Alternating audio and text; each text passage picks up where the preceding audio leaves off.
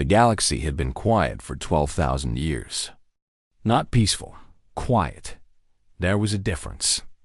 Lieutenant Yuna stood at the observation window of the human exploration vessel, Horizon's Edge. Outside, stars stretched across the black like scattered diamonds. Beautiful, cold, controlled. She had grown up hearing stories about the Galactic Accord. Every human child did. The Accord was not a government. It was not a treaty. It was a system of control so old that most species have forgotten there was ever anything else. At the top sat the bondskeepers. Nobody knew where they came from. Nobody knew how old they were. They simply existed, and they decided everything. Below them, each species had a role. The Valari controlled all money and trade. The Drothani commanded the warships. The Khazari owned science and knowledge. And at the very bottom, doing the work nobody else wanted, were the humans. Yuna remembered the day she learned what her species was worth to the galaxy. She was 8 years old.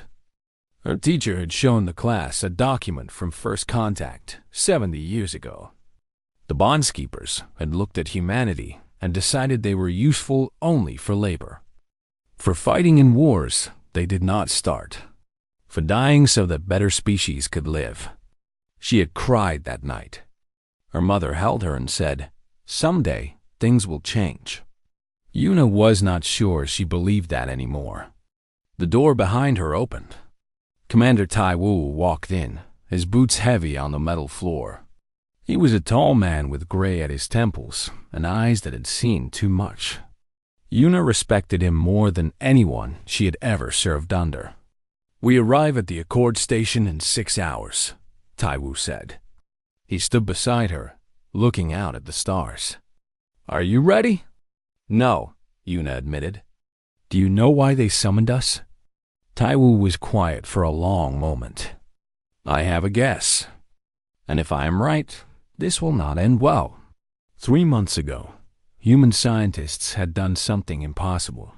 They had created faster-than-light communication. Messages that once took weeks to travel between stars could now arrive instantly. It was a breakthrough that would change everything for humanity. But according to the Accord, communication technology belonged to the Khazari. Only they were allowed to develop it. Only they were allowed to use it. Humans had broken the rules. The Horizon's Edge was a small ship. 40 crew members. Most of them were young, like Ensign Haniel, who had just turned 22. He found Yuna in the mess hall an hour before they reached the station. "Lieutenant," he said, sitting across from her. "Is it true? Are they going to take our scientists?" Yuna looked at the young man. He had bright eyes and a quick smile, but today there was fear in his face. She wished she could comfort him. "I do not know what will happen," she said honestly. "But Commander Tai Wu will not let them take anyone without a fight." Haniel nodded slowly. "My sister works at the research facility on Mars. She helped build the communicator." His voice dropped to a whisper. "They will want her, won't they?" Yuna could not answer. The Accord Central Station was enormous. It hung in space like a metal flower, its petals stretching out for miles. Ships from 100 species came and went, each one moving according to the rules set by the bondskeepers. Commander Tai Wu led a small group through the docking bay. Yuna walked at his right side. Haniel and 2 security officers followed behind. They wore their best uniforms, but Yuna knew it did not matter. To the beings who controlled this station, humans were nothing but tools. The bondskeeper was waiting for them. Yuna had seen pictures of them before, but nothing prepared her for the real thing. It stood 7 feet tall, with skin so pale it was almost white. Its eyes were completely black, like holes in space. It wore no clothes, no decorations. It did not need them. When it spoke, its mouth did not move. The words simply appeared in Yuna's mind, cold and absolute. "You have violated the cycle." Commander Tai Wu stood straight. He showed no fear. "We came as you requested. Your species has developed technology that belongs to the Kasari," the bondskeeper continued. "This is forbidden. You will surrender the technology. Your engineers will be reassigned." Reassigned. Yuna knew what that meant. Taken. Used. Broken. Around them, other beings watched. Valari merchants in their expensive robes. Drothani soldiers in black armor. Kazari scientists with their many eyes. All of them waiting to see what the humans would do. Because everyone knew what humans were supposed to do. They were supposed to kneel. They were supposed to accept. They were supposed to remember their place. Commander Taiwu looked at the bondskeeper for a long moment. Then he spoke a single word. No. The silence that followed was the loudest thing Yuna had ever heard. The bondskeeper tilted its head. The movement was wrong somehow, like a machine trying to copy something living. "You refuse?" "I refuse," Taiwu said clearly. "Our scientists are not property. Our technology belongs to us. We will not give it up, and we will not give our people to you." "This has never happened before," the bondskeeper said. Its voice in their mind sounded almost confused. "No species has ever refused a direct command." "Then we are the first," Taiwu replied. Yuna felt her heart beating fast. She looked at Haniel, who had gone pale. She looked at the security officers, whose hands were near their weapons. She looked at the aliens watching them, shock clear on their faces. And she felt something she had not felt in a very long time. Hope. The bondskeeper was still for several seconds. When it spoke again, its voice was colder than before. "You do not understand what you have done. The Drothani fleet will be sent to your homeworld. Your colonies will burn. Your species will learn that the cycle cannot be broken. Then send your fleet," Commander Taiwu said. He turned and began walking back toward their ship. "We will be waiting." Yuna followed him. Her legs felt weak, but she kept her head high. Behind her, she heard the bondskeeper's voice one last time. "You have doomed your kind." Maybe, Yuna thought. Or maybe we have finally started to save it. As the horizon's edge pulled away from the station, Taiwu called the crew together. His face was grim but determined. "Send a message to Earth," he ordered. "Tell them everything. Tell them to prepare for war." Haniel worked the controls with shaking hands. "Sir, the Drothani have thousands of ships. We have hundreds. How can we possibly win?" Taiwu looked out at the stars. "I do not know if we can win, but I know that we can fight. And I know that slavery is not a life worth living." He turned to face his crew, these young men and women who had followed him into the darkness. "Today, we said no. Today, we told the galaxy that humans are not slaves. Whatever happens next, remember this moment. Remember that we stood up." Yuna felt tears in her eyes. She did not wipe them away. The weight of chains was heavy, but the weight of standing up was heavier still. And humanity had chosen to stand. Admiral Jisu was in her office when the message came through. She read it 3 times, her hands growing colder with each word. Commander Taiwu had refused a bondskeeper. The Drothani fleet was coming. She had known this day would come eventually. For 70 years, humanity had bent its knee. For 70 years, they had accepted their place at the bottom. But humans were not built for chains. Sooner or later, someone was going to break them.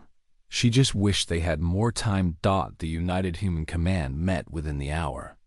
Holographic screens filled the war room, showing faces from every colony, every station, every ship in the fleet.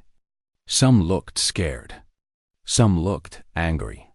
All of them were waiting for answers. "The Drothani are mobilizing," reported Captain Minho from the outer rim. His face was tight with worry. "My scouts count at least 800 warships. Maybe more." A murmur went through the room. 800 ships. The entire human fleet had less than 200. How long until they reach Earth? Jisoo asked. 3 weeks if they go slow. 2 if they push hard. Minister Hyungwoo, a thin man with nervous eyes, leaned forward. Admiral, we must negotiate. Perhaps if we give them what they want, they will show mercy. Mercy? Jisoo's voice was sharp. The Accord does not know mercy. They know control. If we give them our scientists, they will take more. If we give them our technology, they will demand everything else. There is no negotiation with slavers. Then what do you suggest? Hyunwoo demanded. We cannot win a war against the Drothany. Our ships are smaller. Our weapons are weaker. If we fight, we die. The room fell silent. It was the truth that nobody wanted to say. Against the Drothany armada, humanity would be destroyed. A door opened at the back of the room. A woman walked in, her white lab coat standing out among the military uniforms. She was Dr. Soo-jin, head of the Advanced Research Division. Her eyes were red from lack of sleep, but her voice was steady. Admiral Jisoo, I have something to show you. Jisoo nodded for her to continue. Soo-jin pulled up a holographic display. Complex diagrams and equations filled the air, far too advanced for most people in the room to understand. But they could understand her words. For the past 3 years, my team has been studying the Bondskeepers. We have learned things that nobody else in the galaxy knows. She pointed at a diagram that showed connections between points of light. The Bondskeepers are not individuals. They are nodes in a network. Each one is connected to all the others through quantum links that span the entire galaxy. They share thoughts, memories, even consciousness. That is how they maintain control. When one Bondskeeper makes a decision, they all make it together. Jisoo leaned forward. What does this mean for us? It means they have a weakness. Soo-jin changed the display. Now it showed a device, compact but clearly powerful. This is a quantum disruption field generator. If we activate it with enough power, it will sever the connections between Bondskeepers.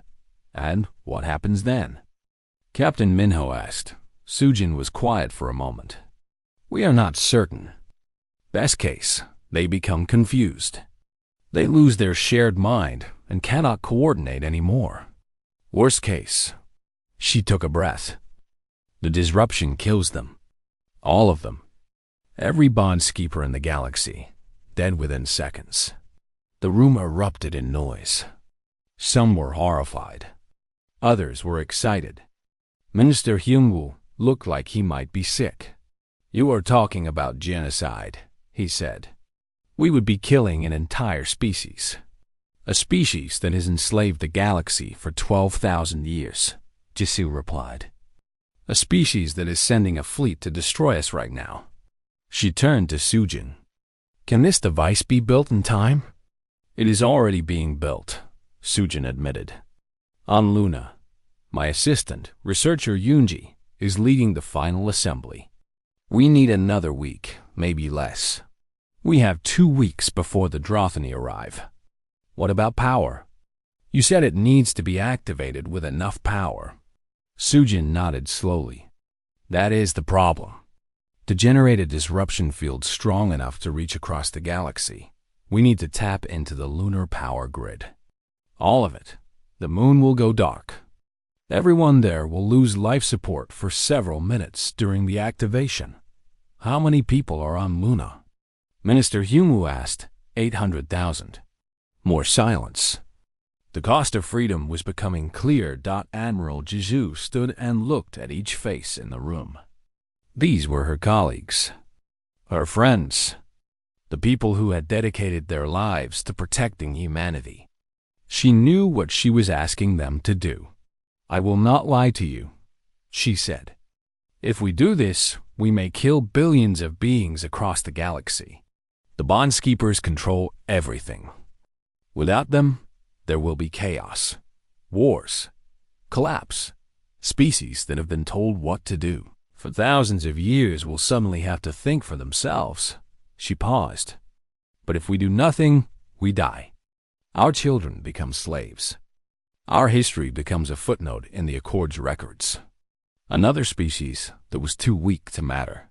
Her voice grew stronger. I do not want to kill the bondskeepers, but I want even less to see humanity in chains. We did not ask for this war. We did not ask to be born into a galaxy that calls us worthless. But we are here, and we have a choice. She looked at Sujin. Finish the device. Have it ready in 1 week. Yes, Admiral. She turned to Minho. Pull back our outer defenses. Concentrate the fleet around Earth. We fight as one or not at all. Understood. Finally, she looked at Hyunwoo. Minister, I need you to prepare the civilian population. Shelters. Emergency supplies. If this fails, the Drothany will bomb our cities. Everyone needs to be ready. Hyunwoo hesitated. And if it succeeds, what do we tell people we have done? Admiral Jizu thought about this question. It would haunt her for the rest of her life. But she had made her choice. We tell them the truth.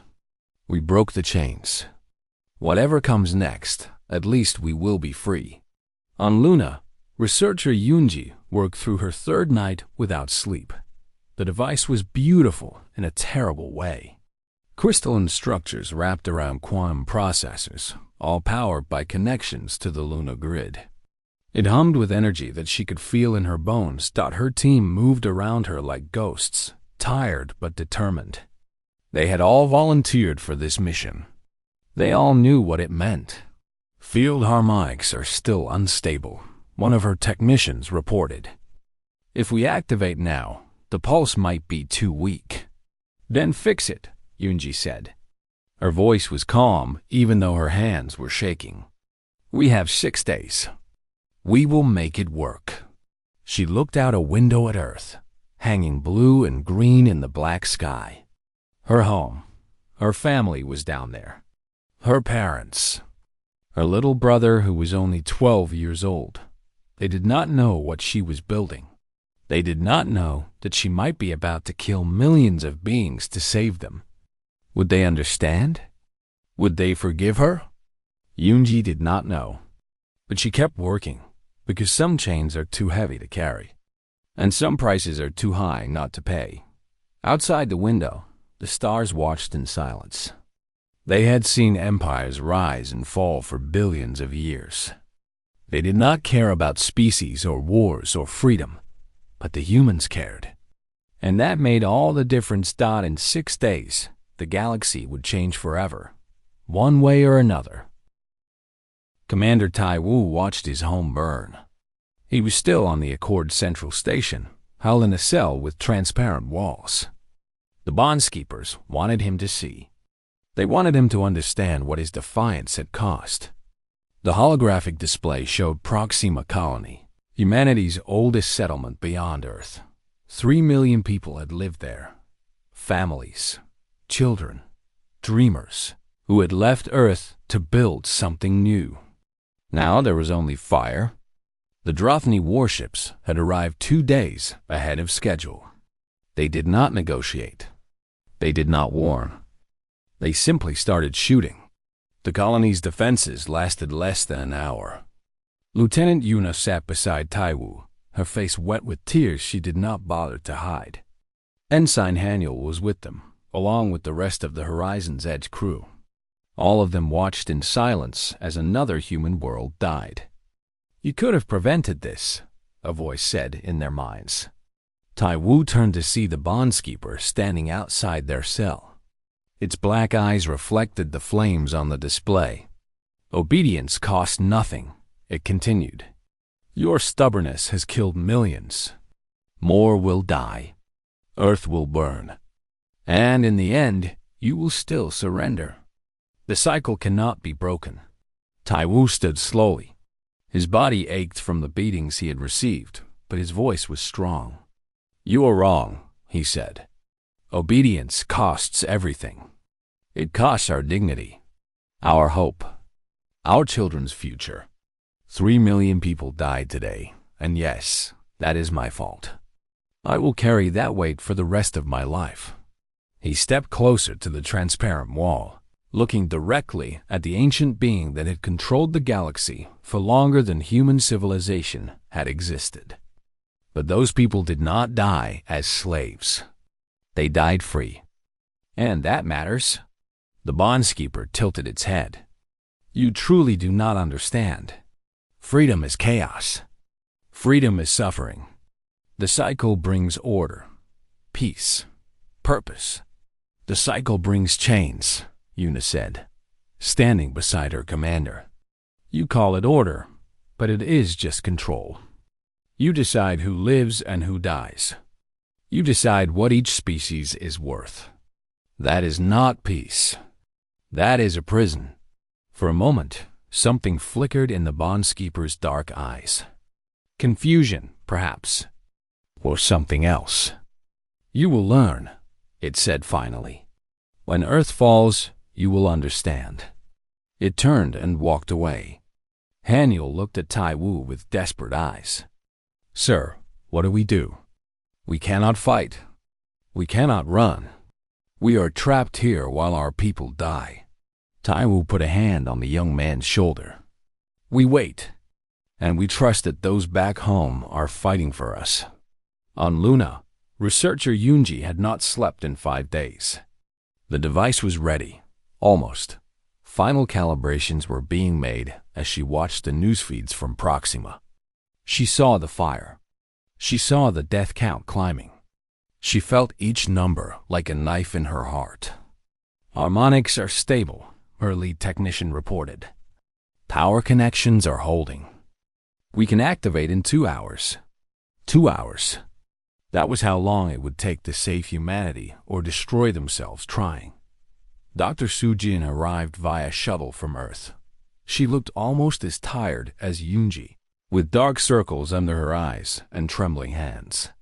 The Drathani Advance Fleet is entering Earth's orbital space, Sujin said. The main force is right behind them. We have maybe 3 hours before they start bombing the planet. Then we activate now, Yunji said. The device is not fully. It will never be fully ready. There is no more time for perfect. Yunji looked at her mentor, the woman who had taught her everything she knew. Dr. Sujin, we have to try. Even if it fails. Even if it kills us all. We have to try. Sujin was quiet for a long moment. Then she nodded. Begin the activation sequence. On Earth, Admiral Jisoo gave her final orders. The human fleet was gathered around the planet like a thin shell of metal and hope. 200 ships against 800. There was no chance of victory, but there was a chance to buy time. All ships, this is Admiral Jisoo. The Drathani are coming. We cannot beat them, but we can slow them down. Every minute we hold is another minute for the device to work. She paused, looking at the tactical display. Her pilots were so young, so brave. I am proud of every single one of you. Today, we show the galaxy what humans are made of. Not submission, not fear, but courage, but love, but hope. She took a breath. For Earth, for humanity, for freedom. The fleet began to move. On Luna, Yunji pressed the activation button. For a heartbeat, nothing happened. Then the lights went out. The entire moon went dark. Emergency systems failed. Life support systems screamed warnings. 800,000 people on the lunar surface suddenly found themselves in darkness, breathing air that was quickly running out. But beneath them, deep in the research facility, the device came alive. A pulse of energy began to build. It was invisible to the eye, but Yunji could feel it, like a vibration in her soul, like the universe itself was holding its breath. Quantum field expanding, someone shouted in the darkness. It is working. The field is spreading. The pulse grew stronger. It reached past the moon, past Earth, past the Drathani fleet. It spread across the solar system in seconds, then reached the nearest stars. And then it went everywhere. On the Accord Central Station, the bondskeeper stopped walking. Taiwu watched through the cell wall as the ancient being suddenly froze. Its black eyes went wide. Its pale hands reached up to its head. And then it screamed. The sound was not in Taiwu's ears. It was in his mind. A scream of 1,000 voices, all crying out at once. A scream of something that had existed for 12,000 years suddenly dying. The bondskeeper collapsed to the ground. Its body began to shake violently. Around the station, alarms started blaring. Other bondskeepers, dozens of them, were falling too. All of them screaming that terrible mental scream. "What is happening?" Daniel shouted over the noise. Taiwu looked at the dying bondskeeper and understood. Humanity happened, he said quietly. Across the galaxy, the quantum disruption field spread like a silent wave. It touched every bondskeeper on every world, in every station, on every ship. And wherever it touched, they died. Some screamed. Some simply stopped. Some tried to run, but there was nowhere to go. The network that had connected them for millennia was gone. Cut. Destroyed. They were alone for the first time in their existence. And that loneliness killed them. In the Drothany fleet, the commanders received one final order from the bondskeeper aboard their flagship. It was a single word, spoken directly into their minds. Stop, then silence. The Drothany ships stopped moving. They hung in space around Earth, their weapons powered down. Across 800 vessels, soldiers looked at each other in confusion. What were they supposed to do now? On Luna, the lights came back on. Yunji gasped for air as the life support systems restored. Around her, her team cheered and cried and hugged each other. They had done it. They had actually done it. Dr. Sujin helped her stand up. Both of them were shaking. "It worked," Yunji whispered. "They are gone. The bondskeepers are gone." Sujin nodded, but her face was not happy. "We have freed the galaxy. Now we have to deal with what that means." On the Accord Central Station, Taiwu found the cell door unlocked. The security systems had failed when the bondskeepers died. He led his crew out into a station filled with chaos. Beings of every species were running, screaming, fighting. Without the bondskeepers to maintain order, everything was falling apart. A Valari merchant grabbed Taiwu's arm. "What did you do?" he shrieked. "What did you humans do?" Taiwu looked at the alien with steady eyes. "We broke the cycle," he said. "You are free now. What you do with that freedom is up to you." He walked past the merchant and led his crew toward their ship. Behind him, the galaxy burned with the fires of freedom. And humanity had lit the match. 3 months after the breaking, the galaxy was burning. Lieutenant Yuna walked through the corridors of a dead Drothany warship. The lights were dim, powered only by emergency systems. The air smelled stale and sad. She found them in the main hall. Hundreds of Drothany warriors, the most feared soldiers in the galaxy, sitting on the floor like lost children. Some were crying. Some were staring at nothing. Some had not moved in days. "They will not eat," her guide said. He was a Drothany officer named Sunwoo, one of the few who could still function. "They wait for orders that will never come." Yuna knelt beside a massive Drothany soldier. He was easily twice her size, with gray skin and 4 arms built for war. But his eyes were empty. "Hello," she said gently. "My name is Yuna. Can you tell me yours?" The soldier looked at her slowly. "Name?" He seemed confused by the word. "We are Unit 7. That is all." "No, I mean your personal name. What does your family call you?" The soldier's face twisted with something like pain. "We have no family. We have no name. We are Drothany. We serve the bondskeepers. He paused. We served. Now, there's nothing. Yuna felt her heart break. This was what 12,000 years of control had done. These beings had been bred for war, programmed from birth to follow orders.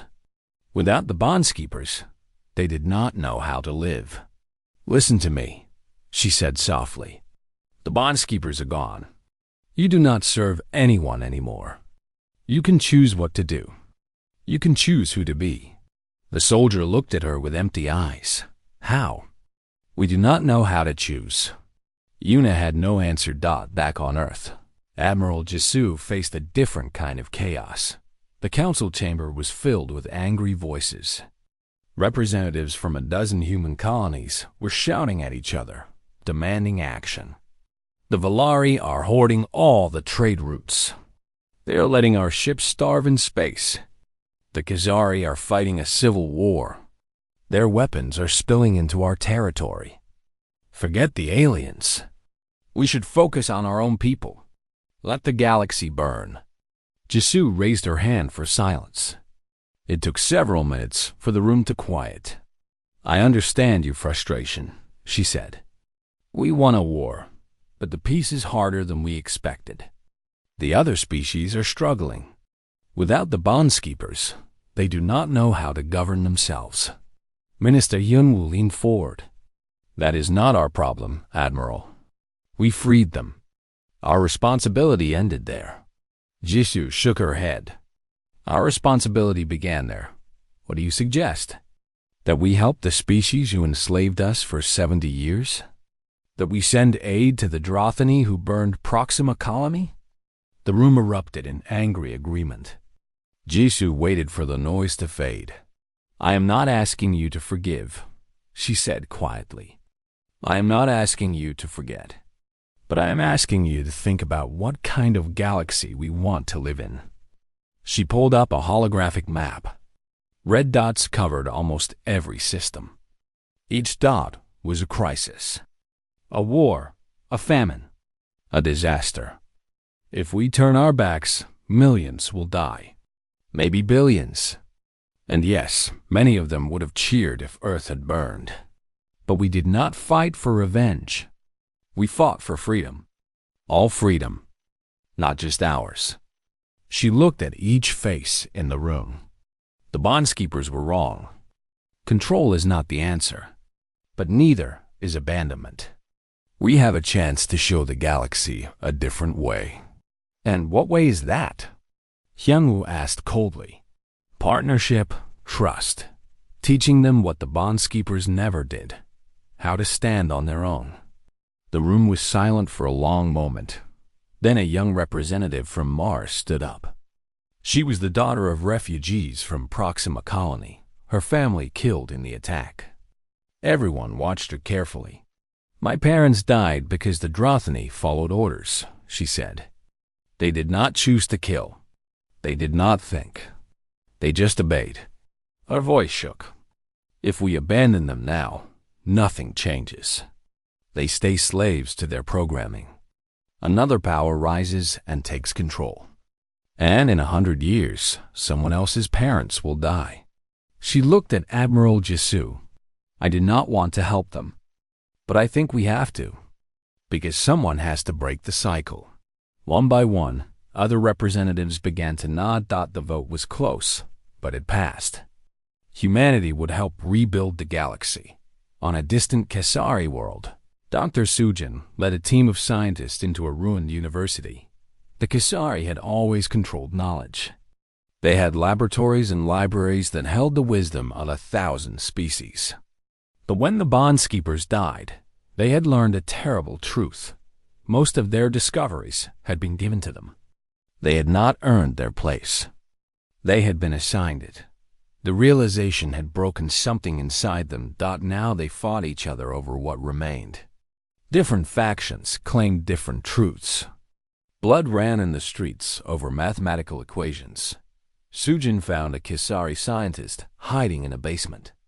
She was young, with the species' distinctive multiple eyes, and she was terrified.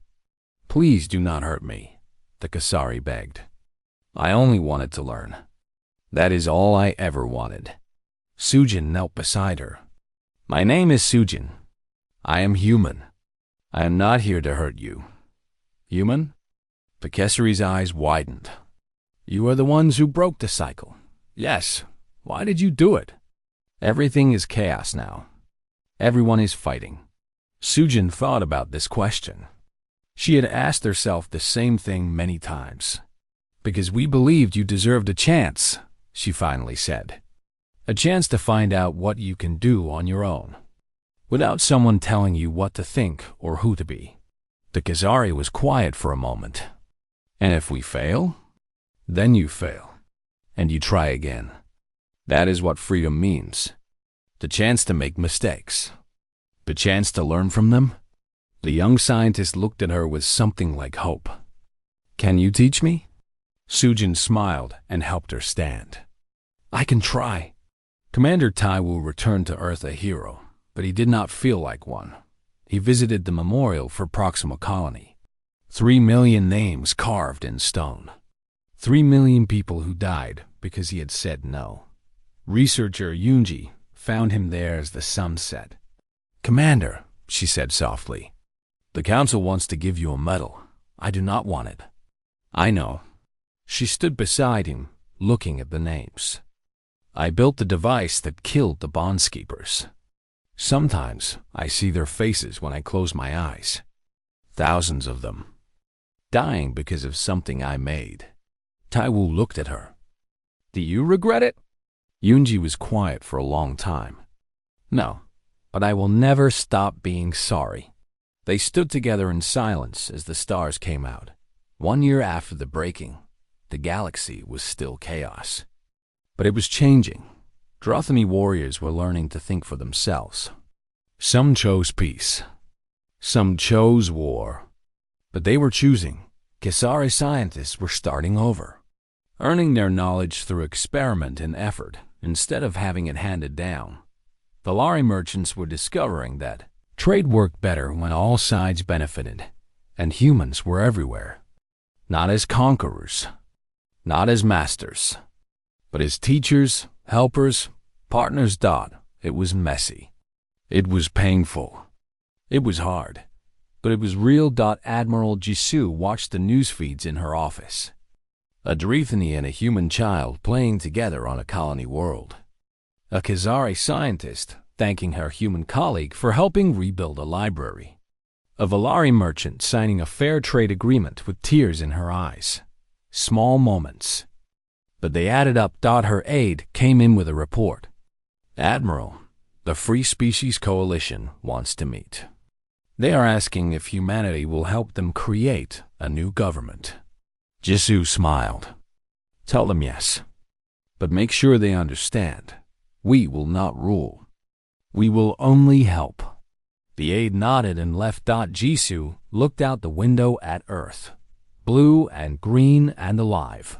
The cycle was broken. The bondskeepers were gone. And now, finally, the galaxy could start learning how to be free. 20 years had passed since the breaking. Ambassador Yuna stood at the window of her quarters, looking out at the station that hung in the heart of the galaxy. It was called Unity Station now.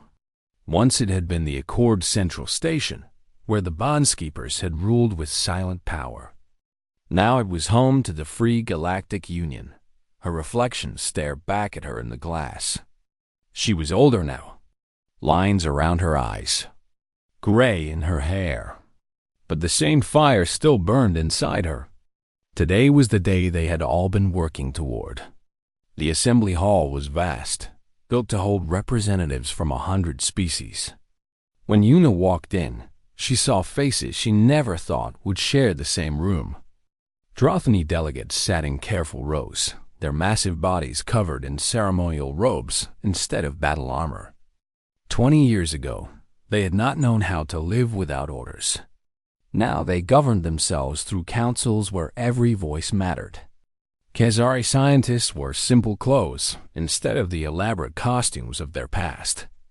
They had learned that knowledge was not power to be hoarded. It was a gift to be shared. Valari merchants had given up their hoarding ways.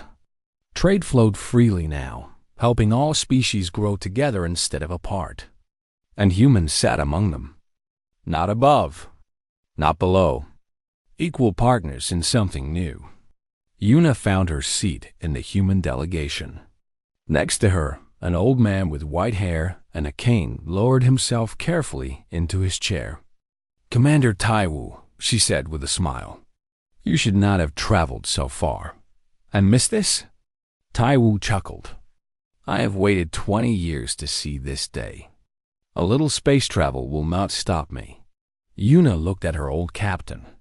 He had retired from service long ago, spending his remaining years as a teacher.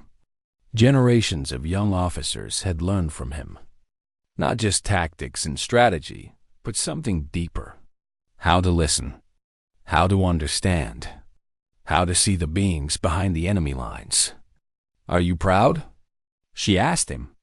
Taiwu looked around the assembly hall, at the aliens who had once been slaves and masters and enemies, at the humans who had broken the chains and helped rebuild what was broken. "Proud is not the right word," he said slowly. "Hopeful, grateful, maybe a little scared. Scared. What we have built here is fragile. It would be easy to break. One wrong leader, one bad decision, one species deciding they want to control the others." He sighed. "Freedom is like fire. It can warm you or burn you. Everything depends on how you tend it." The room grew quiet as a figure approached the central platform. It was a young Drathini named Jiho, one of the first of his kind to grow up without the bondskeepers. He had been a child when the breaking happened. Now he was the speaker chosen by the assembly. "Friends," Jiho said, his deep voice carrying through the hall, "we gathered today to mark the 20th year of the Free Galactic Union. 20 years since the old bonds were broken. 20 years since we began learning what freedom means." He paused, looking around at the gathered species. "It has not been easy. We have made mistakes. We have fought. We have failed. But we have also learned. We have grown. And we are still here, together." The hall was silent. Every being was listening. For 12,000 years, the bondskeepers told us that control was necessary, that without chains, we would destroy ourselves. They said freedom was chaos. Freedom was suffering. Gio's face grew hard. They were wrong. The chaos was not from freedom. It was from never having it. When you keep a bird in a cage for its whole life, it does not know how to fly when you finally open the door. It takes time. It takes practice. It takes falling and getting up again. He looked at the human delegation. 20 years ago, one species stood up and said no. They looked at the galaxy and decided that chains were not acceptable. Not for them. Not for anyone. They did not know what would come next. They did not know if they would survive. But they tried anyway. Una felt tears forming in her eyes. "That courage sparked something in all of us," Jiho continued. "It showed us that change was possible. And when the old bonds broke, the humans did something even more remarkable. They helped us learn to be free." He stepped back from the platform and gestured toward the human section. "Today, we honor that courage. But more importantly, today we show what we have built together. Not a new empire, not new chains, but a partnership of equals. A union where every voice matters, where every species can find its own path." Ambassador Una rose and walked to the platform. Her heart was beating fast, but her voice was steady. "Thank you, Jiho," she said. "And thank all of you for being here." She looked out at the assembly. So many faces, so many stories, so much pain and hope and growth. The bondskeepers believed order required control. They were wrong. Order can emerge from chaos, from choice, from the messy, painful process of beings deciding for themselves what they want to become. She thought about everyone who had sacrificed, The 3 million on Proxima Colony. The scientists who had worked without sleep. The soldiers who had stood against impossible odds. The children who had grown up learning that freedom was worth fighting for. Humans did not break the cycle because we were stronger or smarter than anyone else. We broke it because we had something the bondskeepers never understood. A young Drothany delegate leaned forward. What was that? Una smiled. We had each other. We knew that chains on one species were chains on all. And we still believe, that every thinking being deserves the chance to fail, to grow, and to choose their own path. She raised her hand in a gesture that had become the Union symbol, an open palm, offering nothing but possibility. The old bonds are gone. Today, we make new ones. Not bonds of control, but bonds of trust. Not chains, but connections. The galaxy is not held together by force anymore. Across the chamber, hands and appendages and tendrils rose in response. It is held together by us. The applause was deafening. After the ceremony, Una found Commander Taiwu sitting alone in a quiet observation room. He was looking out at the stars, just like she had found him so many times on the horizon's edge. It is done, she said, sitting beside him. The union is official. For now, Taiwu said. But the work never really ends, does it? No, Una agreed. It does not. They sat in comfortable silence for a while. Do you remember what the bondskeeper said to us? Taiwu asked. That day on the station, when I refused? Una nodded. It said we had doomed our kind. Yes, Taiwu smiled. I have thought about that a lot over the years. It was not wrong. We did doom our kind. We doomed humanity to being responsible, to caring, to helping others even when it was hard and thankless. He looked at her. Is that such a bad doom? Una thought about the assembly hall full of free beings, about the children who would grow up never knowing what chains felt like, about the galaxy that was imperfect and messy and beautiful. No, she said. It is not. Below them, Unity Station hummed with life. Representatives were returning to their homes, carrying news of the Union to 100 worlds. Ships were preparing to travel to every corner of the galaxy, bringing aid and hope and the promise of partnership. In a classroom on a Drothany world, children were learning about history. Not the history of conquest and control, but the history of how freedom was won. In a laboratory on a Kessari planet, scientists were making discoveries they had earned through their own work, sharing them freely with anyone who wanted to learn. In markets across Valari space, fair trades were being made, creating prosperity for all instead of wealth for few. And on Earth, a new generation of humans was growing up. They knew the stories of the breaking. They knew about the sacrifices that had been made. And they knew that the work was not finished. It would never be finished. That was the price of freedom. And the glory of it, too. Ambassador Una stood and offered her hand to Commander Taiwu. Come on, old friend, she said. The reception is starting. There are about 100 delegates who want to meet you. Taiwu groaned. I am too old for politics. You are never too old for hope. He smiled and took her hand. Together, they walked out to face the future. The old cycle was broken. A new one had begun. And this time, it was built not on chains, but on choice. Not on control, but on trust. Not on fear, but on something the bondskeepers had never understood and never could. On hope, on love, on the stubborn, impossible, beautiful belief that every being in the universe deserved the chance to be free. That was humanity's gift to the galaxy. And the galaxy would never be the same.